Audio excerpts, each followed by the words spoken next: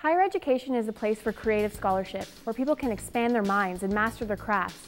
But higher education also has the responsibility of making us employable in this unruly economy. So does it even matter when we can launch a startup off the side of our desk? Is a BA worth the money it costs? We explore our relationship to education in this episode of the Gen Y Perspective.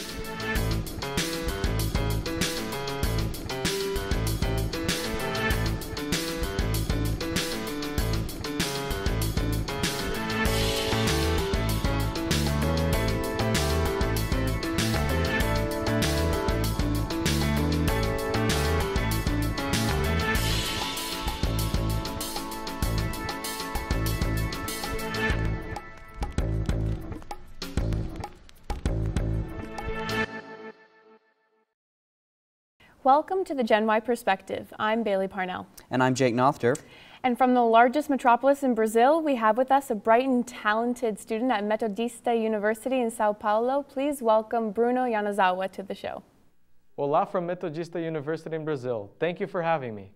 Hey Bruno, and don't forget you can join the conversation too. Tweet, Facebook, or Instagram us at #GenYPerspective, or go to our website, genyperspective.com, to watch all our videos in their entirety and consume all things Gen Y. Gen Y's relationship to education is quite unique. Our very educated generation and access to endless knowledge at the click of a mouse is actually one of our defining traits. We're smart. But that education comes with a price. We've come of age during a huge market downturn and have acquired mass amounts of student debt. That's right, and in Canada alone, about 14% of students default on their loan payments within 3 years of leaving university. So it makes sense that university enrollment is down for the first time in 15 years. Maybe it's just not accessible. I mean, between books, living, and courses, students are finding themselves balancing tight budgets. In fact, 40% of millennials hold outstanding student loan, while Canada's national debt average hovers at a staggering $25,000. Well, from a human rights perspective, education in Canada is becoming quite inequitable.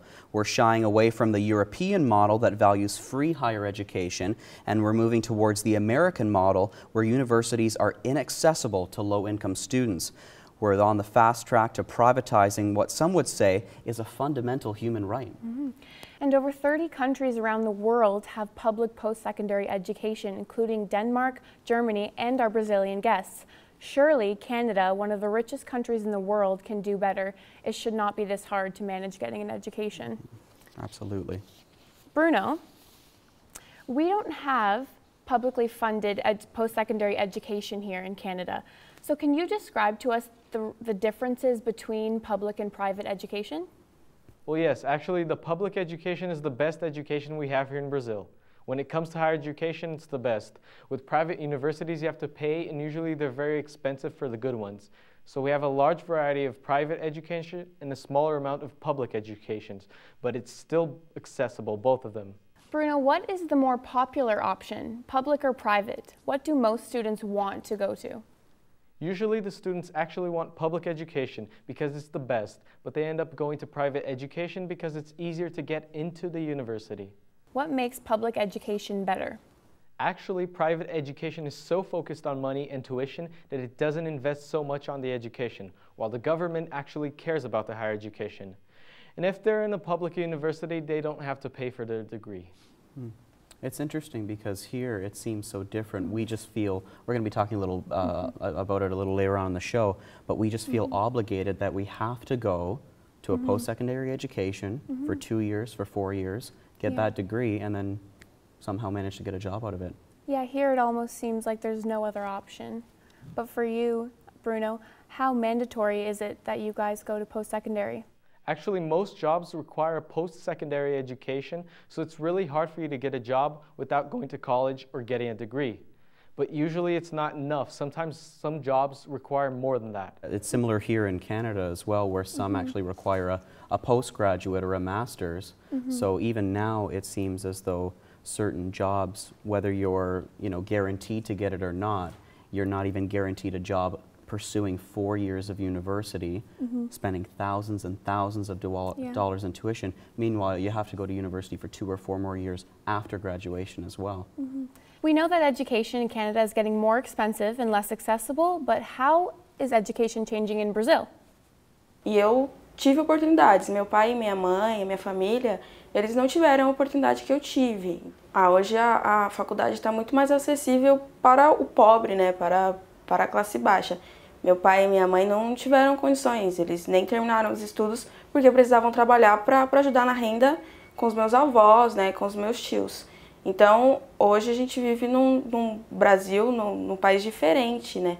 To increase the number of students in higher education around here, the government has ProUni, that allows students who attended public high schools to have a chance to enter college.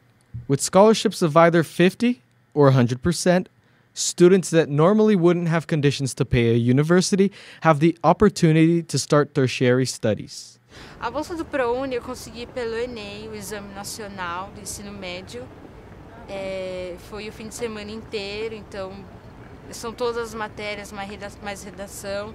Então a gente ficou um semestre, eu e um grupo de amigos ficamos um semestre estudando para fazer o Enem, pegar uma boa pontuação, para se inscrever no ProUni e conseguir a bolsa.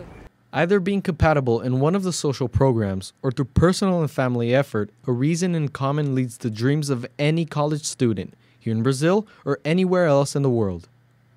So Bruno, as we just saw in this clip, Bailey and I were just discussing that it seems as though the students are very thankful to be in school and in a post-secondary education, where here in Canada it seems as though it's just a right, it's an obligation to get a degree. Do you think that this difference of really wanting and being thankful for your education and just doing it to do it affects the education? Well, yes it does. Being thankful for studying will affect your grades positively, actually. So don't forget to tweet, Facebook, and Instagram us at Gen Y Perspective. Tell us what you think about Gen Y's education predicament. Originally, the university was a place of higher thinking, so facing the world's problems with creative solutions. With the corporatization of the university through corporate investment and corporate dollars funding research, what we're seeing is that we're moving more to a model of labor market integration as opposed to learning for learning's sake, and that's a real problem from our point of view. One of the difficult things, and a question I was asked recently when talking to a student, was what was different in Quebec.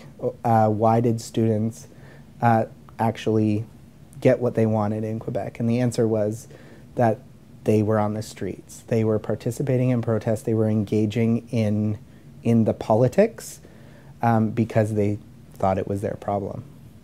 I absolutely believe that nabbing a degree is worth the time and effort.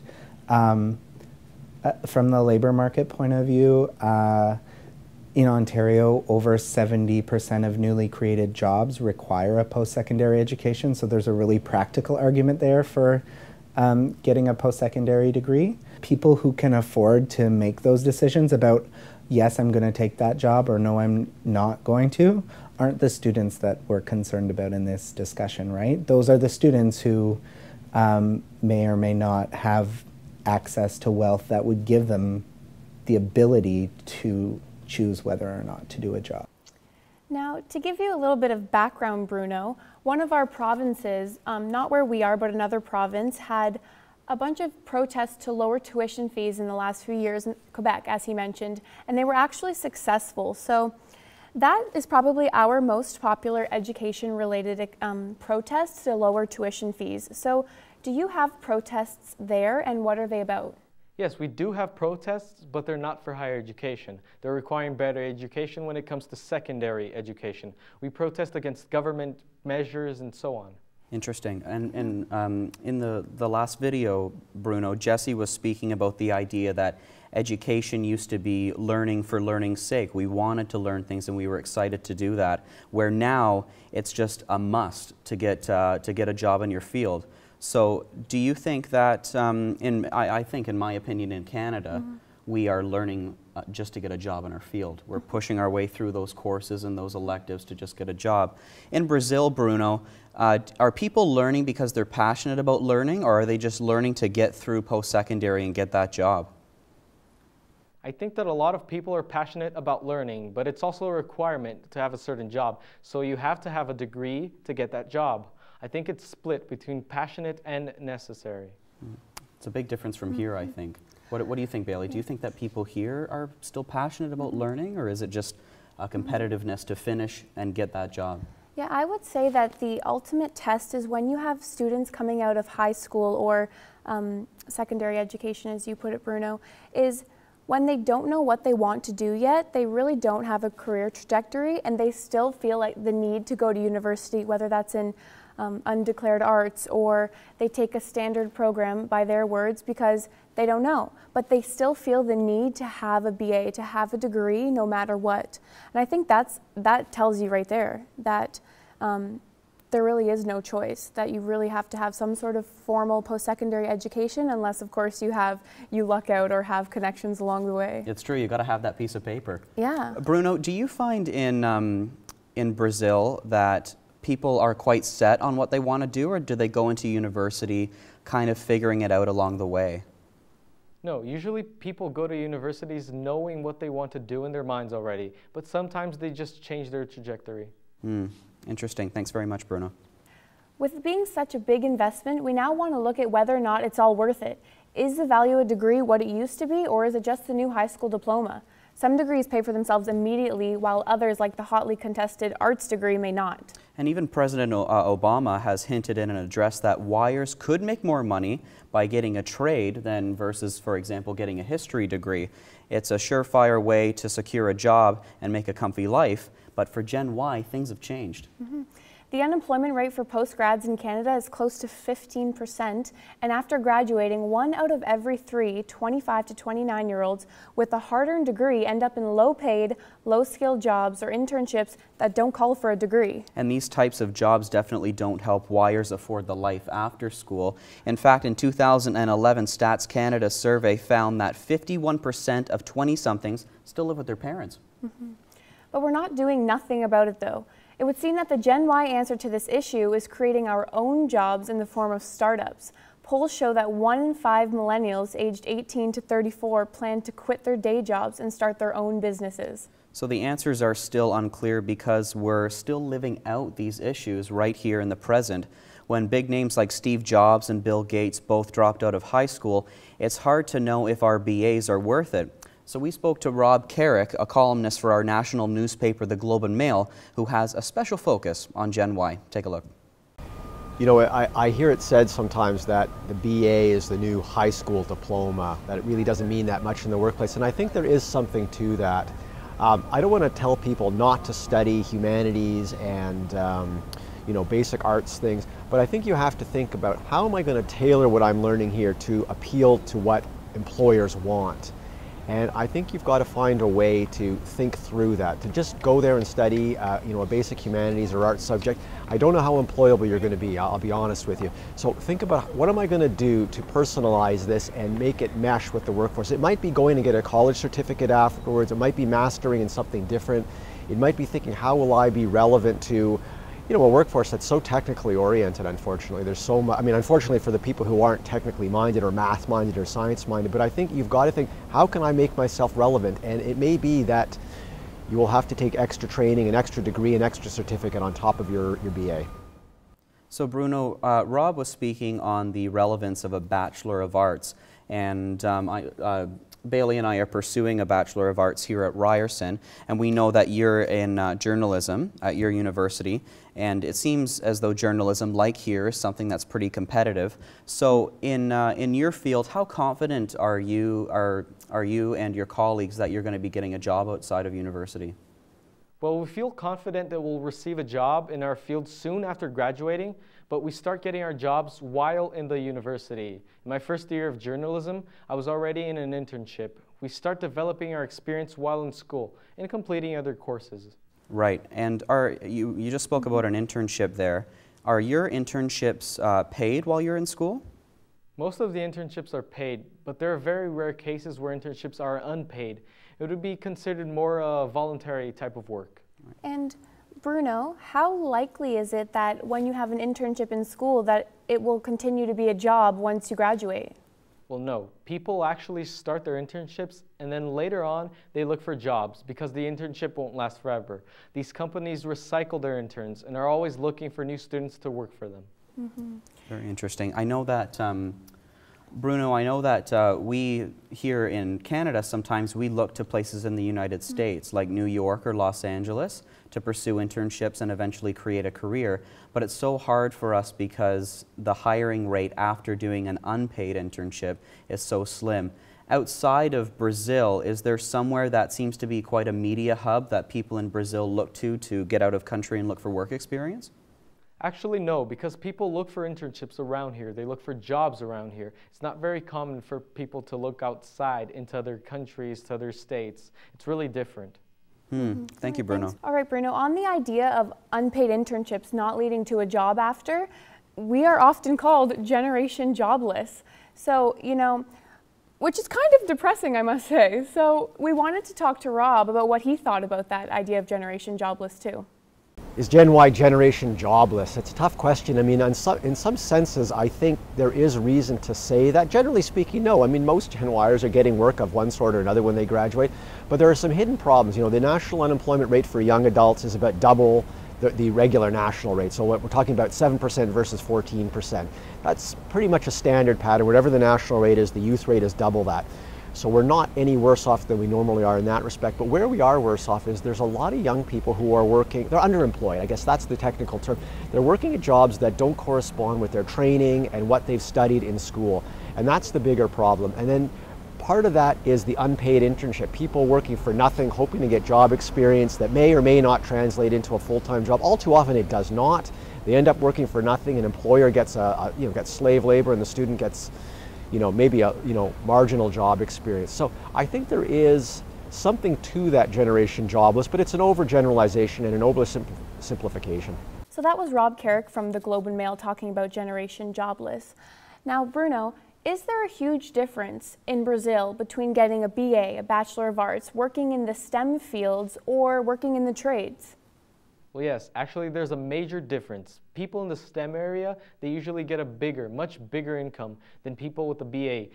And the difference is actually very, very scary. Can you expand on the difference a little more, Bruno?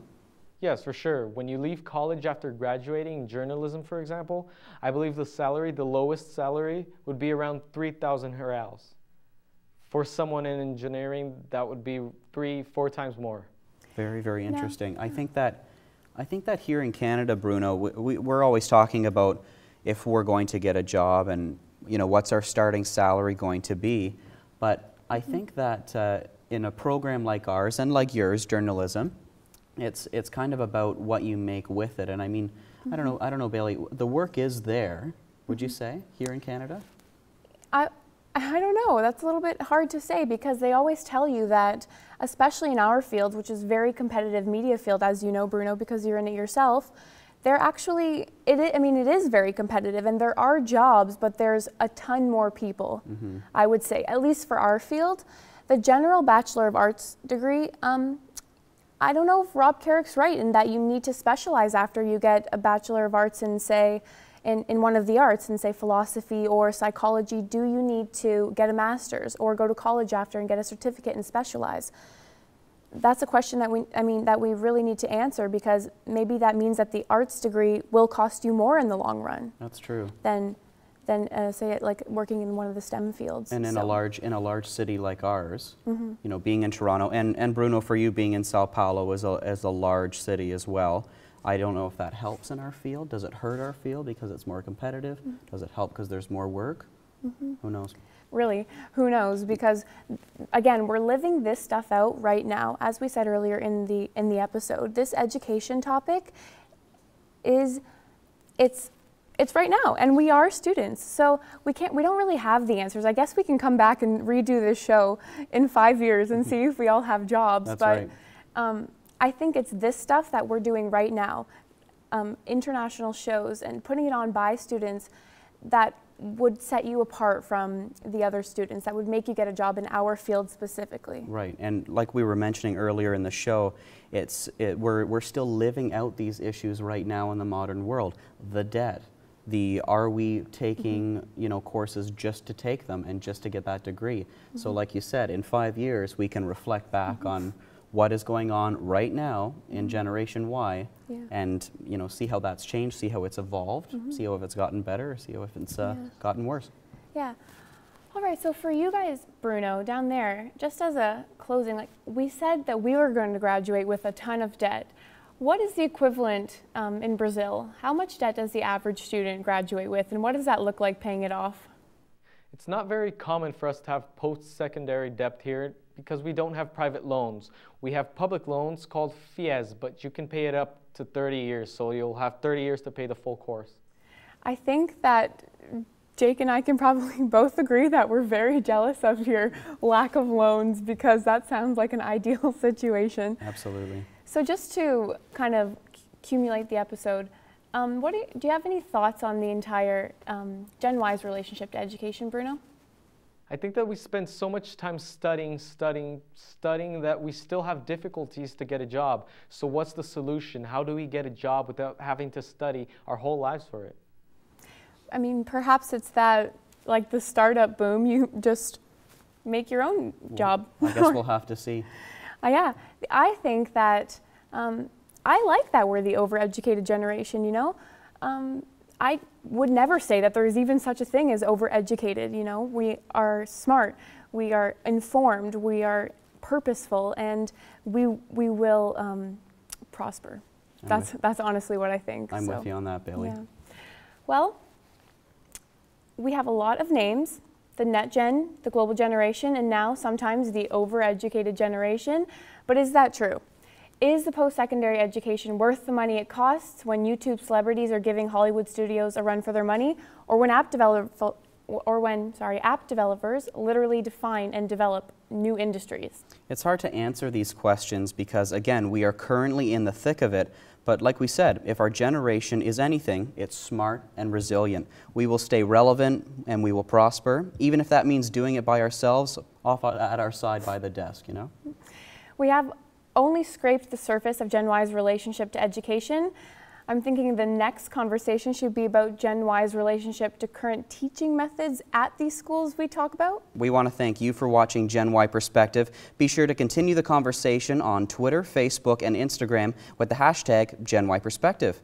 And head over to our website, genyperspective.com, for more stories and inside videos from this episode. And we want to thank Bruno for sharing. Thank you, Bruno. Thank you for having me. This was a nice conversation. Ciao e até a próxima. I'm Bailey Parnell. And I'm Jake Nothdurft. This has been the Gen Y Perspective, changing the way we think about Generation Y.